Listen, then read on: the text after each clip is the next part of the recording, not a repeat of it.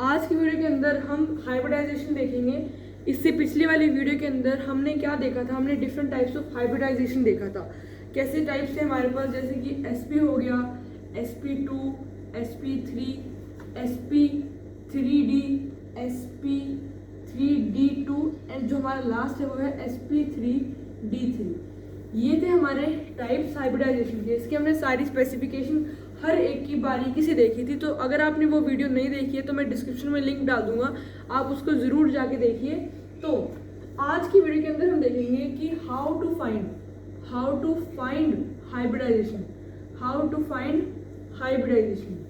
Hybridisation किसी भी molecule की कैसे निकालें।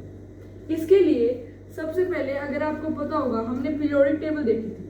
पीरियोडिक टेबल के अंदर हमारे डिफरेंट ग्रुप्स, जैसे ये बोरोन फैमिली हो गया, beryllium family, boron, carbon family, nitrogen family, oxygen family, different types की फैमिली थी।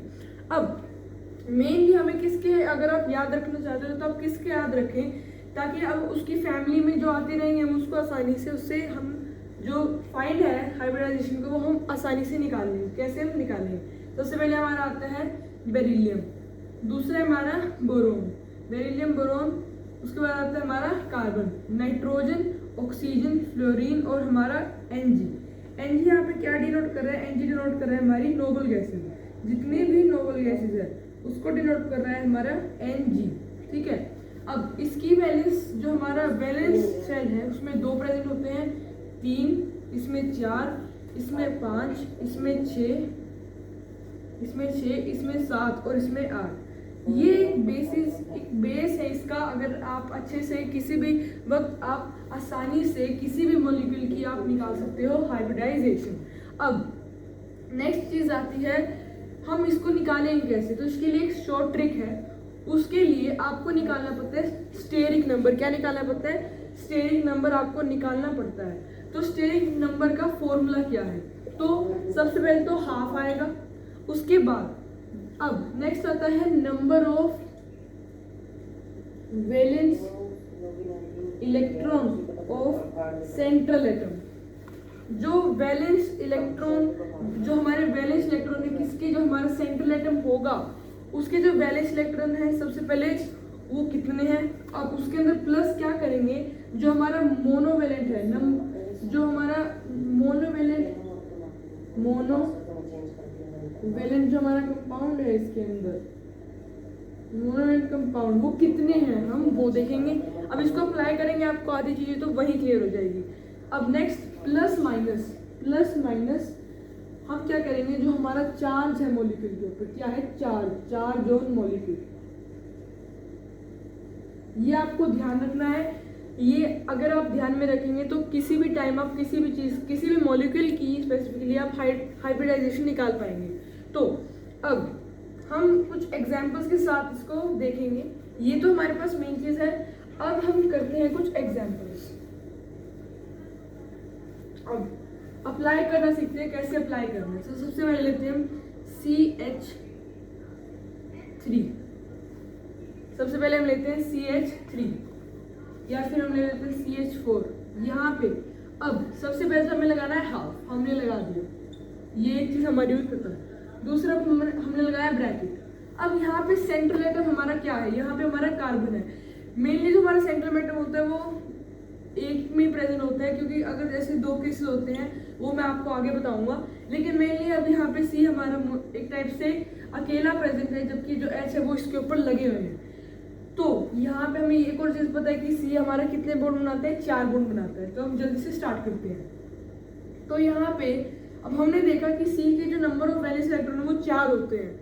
उसके जो सबसे लास्ट वाला जो वैलेंस शेल होता है उसमें 4 इलेक्ट्रॉन प्रेजेंट होते हैं। तो यहाँ पे 4 सबसे पहले हम क्या लिख देंगे। ठीक है। अब नेक्स्ट चीज आती है कि मोनोवेलेंट कंपाउंड कितने हैं। यहाँ पे मोनोवेलेंट कंपाउंड H है। मेनली यहाँ पे आप H देखोगे, जो हम देखेंगे एक होता है हमारा Cl हो गया, I हो गया, फ्लोरीन हो गया और ब्रोमीन हो गया, ऑक्सीजन हो गया। ये सारे हमारे क्या हैं? एक टाइप से ऑक्सीजन को हटा दीजिए, हमारे एक टाइप से मोनोवेलेंट कंपाउंड है, जो मेनली हमें दिखेंगे हर क्वेश्चन में आ ही जाते हैं किसी ना किसी टाइप से। तो ये आप याद रखना। अब यहाँ पे H आया है। H हमारे कितने हैं? कितने मोनोवेलेंट कंपाउंड है? H कितने हैं? तो यहाँ पे सीधी सी बात है, यहाँ पे 4। अब नेक्स्ट हमारा है प्लस माइनस। अब अगर यहाँ पे माइनस होता तो हम क्या लगाते, प्लस लगाते। अब अगर यहाँ पे प्लस होता चार्ज तो यहाँ पे हम माइनस लगाते हैं। ऑल्टरनेट चलता है, अगर प्लस आ रहा है मॉलिक्यूल के ऊपर तो आप माइनस करेंगे, अगर माइनस आ रहा है तो प्लस करेंगे। अब यहाँ पे प्लस के आगे कुछ नहीं है तो हम सीधे क्या लगा देंगे, -1। अगर यहाँ पे +2 होता है यहाँ पे लगा देंगे +-2। ऐसे करके चलते रहते हैं ऑल्टरनेट। अब इस वाले पे हमारे पास कुछ नहीं था तो हमने नॉर्मली क्या किया, ये ब्रैकेट लगाया। आंसर 1 क्या आ गया, 8/2 क्या आ गया, 4। ये क्या है, इस एटम की हाइब्रिडाइजेशन। अब इसी के अंदर हम क्या लिखते हैं, अब हमें पता है, अब हमने देखा था कि 4। एक और चीज़ हमारे पास आती है, मैं इसको बर्फ कर रहा हूँ, आपने अगर ये देख लिया तो इसे याद रखें या फिर आप कहीं इसको लिखें। अब जो नेक्स्ट इम्पोर्टेंट चीज़ है, हम इसको डिनोट कैसे करेंगे, इसको अब क्या, इसको हम क्या लिख सकते हैं। अब हमारा 4 आया क्या है। अब हमने पिछली वीडियो में देखा था sp sp2 जो मैंने आपको पहले बताया। अब सबसे पहले यहाँ पे आया sp, हमने देखा था यहाँ पे 2 है, यहाँ पे आ गया 2, ठीक है। यहाँ पे दूसरा है sp2 3। मतलब अगर हमारा जो स्टेरिक नंबर है वो इनमें स्टेरिक नंबर, ये हमारा क्या निकला, फर्स्ट ऑफ ऑल ये हमारा निकला स्टेरिक नंबर। क्या निकला हमारा, स्टेरिक नंबर। दूसरी बात, अब ये हमारा अगर स्टेरिक नंबर आ गया तो आप आसानी से कुछ भी निकाल सकते हैं जो आपको पूछा गया है। sp3 हमारा होगा तो हमारे पास 4, sp3d 5, sp3d2 6 एंड sp3d3 7। अब इसके अगर हम अंदर देखें तो यहाँ पे हमें साफ साफ दिख रहा है कि यहाँ पे 4 के आगे हमारे पास sp3 लिखा है। तो यहाँ पे हम क्या लिखेंगे कि जो ये हमारा है ये sp3 कंपाउंड है, मोलिक्यूल है। और दूसरी बात हम क्या बोल सकते हैं कि ये एक टेट्राहेड्रल है। क्या है, इसकी शेप क्या होगी, टेट्राहेड्रल। शेप क्या होगी, टेट्राहेड्रल। शेप क्या होगी हमारे पास, टेट्राहेड्रल। अब यहाँ पे अगर हम इसका डायग्राम बनाए, हम इसका अगर डायग्राम बनाए तो कैसे बनाएंगे, क्योंकि हमें ये तो पता चल गया कि इसका स्टेरिक नंबर क्या है। स्टेरिक नंबर से हमें ये पता चल गया कि sp3 है। sp3 से हमें ये पता चल गया कि टेट्राहेड्रल हमारी शेप है। अब नेक्स्ट चीज आती है कि ड्रॉ करके देखते हैं इसको। क्या करते हैं, ड्रॉ। तो यहाँ पे हमें पता है कि जो इसका स्ट्रक्चर होता है किस टाइप से होता है। सबसे पहले तो आपने डॉटेड स्ट्रक्चर बना लेना है, ठीक है। अब यहाँ पे हमें ये पता चल रहा है कि ये तो हमारा होगा कार्बन, यहाँ पे एक H लगा हुआ है, यहाँ पे भी एक H लगा हुआ है, यहाँ पे भी एक H लगा हुआ है, यहाँ पे भी एक H लगा हुआ है। अब ये हमारा यहाँ से हमने ज्वाइन किया। अब हमें ये पता है कि यहाँ पे हमारे पास कोई लोन पेयर बच ही नहीं रहा है। दूसरी बात हमें ये भी पता है कि कार्बन 4 ही बॉन्ड बनाता है, तो यहाँ पे कोई लोन पेयर बचा नहीं। तो इसका डायरेक्ट आंसर अगर हम ड्रॉ करेंगे तो हमारे पास यही स्ट्रक्चर डिटो आ जाएगा जो टेट्राहेड्रल का होता है। अगर आपने ये टेट्राहेड्रल आप सोच रहे हो कैसे आया, तो हमारी जो पहली वीडियो है इससे वो जरूर देखिए, काफी हेल्प होगी आपको। अब नेक्स्ट देखते हैं, इसी के अंदर अगर मैं यहाँ पे 3 कर देता हूँ, क्या कर देता हूँ, 3, क्या कर देता हूँ यहाँ पे 3, और यहाँ पे मैं एक -भी लगा देता हूँ, ठीक है। अब एक बार सोचिए हम इसको कैसे बनाएंगे। उससे पहले मेन चीज यहाँ पे है कि अब हमें शेप हमने देख ली। अब जो हमने ड्रॉ किया, जो हमने बनाया, उसके बाद हम दोबारा एक बार लिखेंगे कि इसकी शेप क्या है। अब कई बार होगा कि कभी पिरामिडल आएगी, कभी ये लीनियर आएगी, कुछ भी आएगी। तो लेकिन इस वाले केस के अंदर यहाँ पे हम देख रहे हैं कि यहाँ पे ये वही शेप बन रही है जो हमने पहले देखी थी, वही शेप बन रही है जो हमने यहाँ पे पहले देखी थी। तो यहाँ पे अगर आप देखें, अब इसका हम बनाते हैं, जो मैंने जो माइनस लगाया है उसको हम किस टाइप से लिखेंगे। तो सेम एज इट इज जो हमने किया, यहाँ पे क्या कार्बन का हमारे पास 4 आ जाएगा, प्लस हमारे पास हाइड्रोजन कितने हैं इसमें, जो मोनोमेट है वो कितने हैं, 3 है, तो हम क्या लगाएंगे 3। अब माइनस है तो ऑल्टरनेट चलेगा, तो क्या लगा देंगे +1। तो क्या बना यहाँ पे 4 + 4 8, हमारे पास क्या आ गया 4, हमारे पास 4 आ गया, ओके। तो ये भी हमारी प्रैक्टिस ही है। यहाँ पे आप देखें तो ये क्या बन रहा है, हमारा sp3 बन रहा है। क्या बन रहा है, sp3। अब इसका जो स्ट्रक्चर बनेगा वो कुछ इस टाइप से होगा, ठीक है। ये इसका स्ट्रक्चर बन गया। अब यहाँ पे एक पे माइनस है तो दो तो हमारे पॉजिटिव रहेंगे, तो यहाँ पे किसी भी एक पे आप क्या लगा दो, माइनस लगा दो। तो ये हमारा इसका बन गया स्ट्रक्चर। शेप क्या रहेगी, वही टेट्राहेड्रल। ठीक है, अब हम नेक्स्ट एक और देखते हैं POCl2। POCl2 ये एक बार हम ट्राई करते हैं कि इसमें क्या बनेगा, कैसे बनेगा। ठीक है, तो POCl2, अब अगर आप देखो तो P किस में आती है, नाइट्रोजन फैमिली के अंदर आती है। किस में आता है, नाइट्रोजन फैमिली। तो नाइट्रोजन फैमिली के अंदर आते हैं, तो नाइट्रोजन के आगे आपने देखा यहाँ पे 5 लिखा हुआ। क्या लिखा हुआ है, हमारे पास 5 लिखा हुआ है। मतलब अगर आप हमने पहले देखा था तो यहाँ पे जो हमने फैमिलीज देखी थी उसके अंदर नाइट्रोजन के आगे हमने 5 लिखा था, क्योंकि उसकी जो लास्ट शेल होता है उसमें 5 इलेक्ट्रॉन प्रेजेंट होते हैं। तो यहाँ पे हम लिखेंगे सबसे पहले 5। ठीक है, दूसरा क्योंकि हमारा सेंट्रल एटम है, P हमारे पास यहाँ पे सेंट्रल एटम। ये आपको कंफ्यूज नहीं होना है, आपको धीरे धीरे प्रैक्टिस से समझ आने लगेगा। 5 प्लस, दूसरी बात, अब यहाँ पे आप देख रहे हो कि यहाँ पे Cl2 तो है और हमने देखा भी था कि वो मोनोवेलेंट है। +2 तो हम करेंगे। अब यहाँ पे एक और चीज दिख रही है, वो है O। अब O हमें पता है क्या कि वो मोनोवेलेंट कंपाउंड या मॉलिक्यूल नहीं है। ठीक है, तो यहाँ पे हम O की जगह क्या लगाएंगे, क्या लगा देंगे, 0। क्या लगाएंगे, 0। ये लिखना जरूरी है क्योंकि आगे जाके स्ट्रक्चर में काम भी आता है और बॉन्ड पेयर लोन पेयर में भी ये काफी काम आएगा। क्योंकि अब देखें तो आगे धीरे धीरे जो प्रोसेस है वो थोड़ी इंक्रीज होती रहेगी, हम नई नई चीजें इसके अंदर आएंगी। तो यहाँ पे Cl2 है, वो हमें पता है मोनोवेलेंट है, तो सीधा 2 लगा देंगे।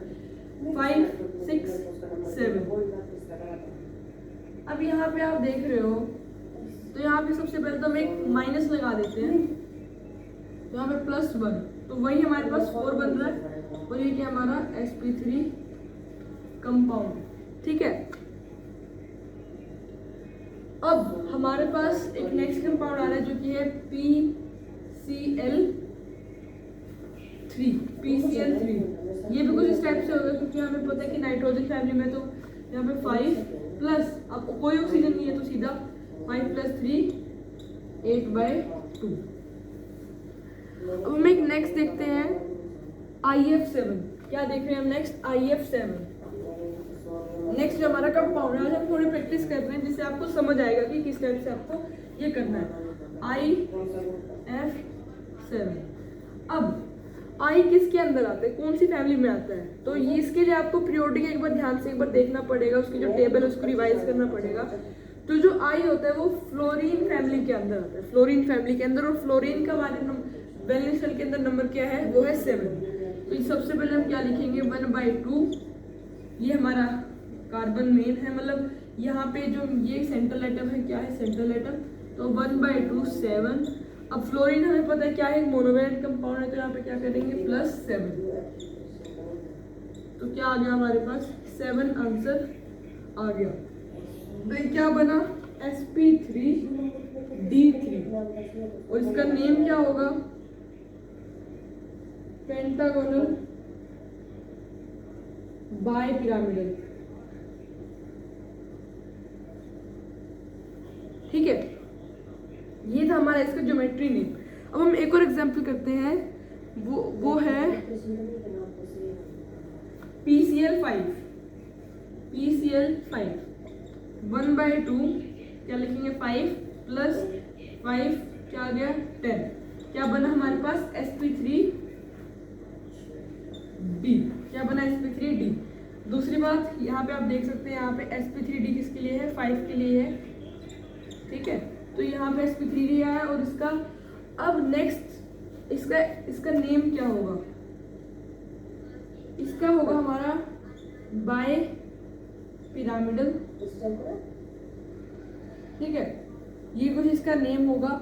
अब हम एक और एग्जांपल देख रहे हैं जो कि कुछ इस टाइप से ही है, लेकिन कुछ इसमें ऐसे एग्जांपल्स भी होते हैं जो कि आपको याद ही रखने पड़ते हैं, क्योंकि वो काम आगे जाके मतलब उनका आप निकाल ही नहीं सकते, उनके लिए आपको याद रखना काफ़ी ज़रूरी है।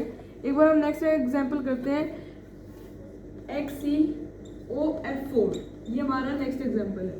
तो यहाँ पे हमें पता है ये क्या है, हमारा एक नोबल गैस है। क्या है, नोबल गैस है। तो इसको हमारा हमें पता है यहाँ पे क्या लिखेंगे, 8 + 0 प्लस यहाँ पे कितने हैं 4 तो 8 4 12, 12 बाई 2 क्या आ गया 6। तो यहाँ पे आया sp3d2, sp3d2। और इसको हम क्या नेम करेंगे, ऑक्टाहेड्रल, ऑक्टाहेड्रल। तो इस वीडियो में हमने मेन क्या सीखा कि हम कैसे कंपाउंड्स की नेमिंग करते हैं, और ये काफ़ी इंपॉर्टेंट है, 12th में भी आएगा। अगर आपने इसका पार्ट 1 नहीं देखा है तो प्लीज़ पार्ट 1 को देखिए। If you like the video, like share comment और हमारे चैनल को सब्सक्राइब कीजिए।